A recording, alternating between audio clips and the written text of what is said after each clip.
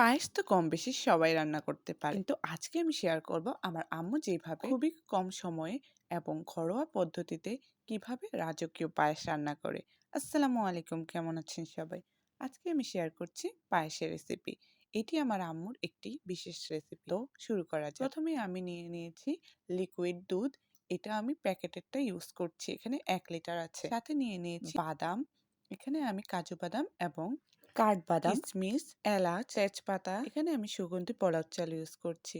এই চালগুলো আমি আধা ঘন্টা ভিজিয়ে রেখে তারপর এগুলোকে ভালোভাবে ধুয়ে সাথে এখন ঘি মিক্সড করে নিব। তারপর একটা প্যানে দুধগুলো দিয়ে সেগুলোকে ভালোভাবে বলক ওঠা পর্যন্ত অপেক্ষা করব।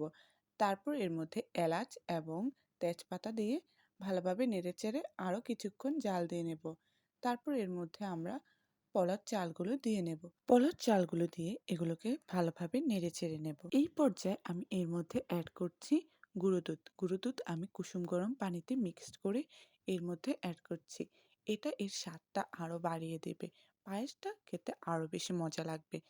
এই যে এখন আমার চালগুলো প্রায় সিদ্ধ হয়ে এসেছে, এই যে এখন চেক করে নিলাম। তারপর এর মধ্যে আমরা দিয়ে নেব চিনি। চিনি পরিমাণ মতো দিয়ে নেবেন, আপনারা যতটুকু মিষ্টি খেতে চান ঠিক ততটুকু চিনি দিয়ে নেবেন। এই পর্যায়ে আমি এর মধ্যে বাদাম এবং কিশমিশগুলো অ্যাড করে নিচ্ছি। আমার কাছে পায়েসে যত বেশি কিশমিশ এবং বাদাম দেওয়া হয় ততই বেশি স্বাদ লাগে, তাই আমরা একটু বেশি করে দিয়ে নিয়েছি। এই পর্যায়ে এটাকে ভালোভাবে নেড়ে চেড়ে এর মধ্যে একটু ঘি অ্যাড করে নেব। ঘি দিয়ে আবার একটু ভালোভাবে নেড়ে চেড়ে নেব। এখন আমাদের পায়েসটা প্রায় হয়ে এসেছে। এখন একটি বাটিতে এটাকে পরিবেশন করলেই হয়ে যাবে মজাদার পায়েস।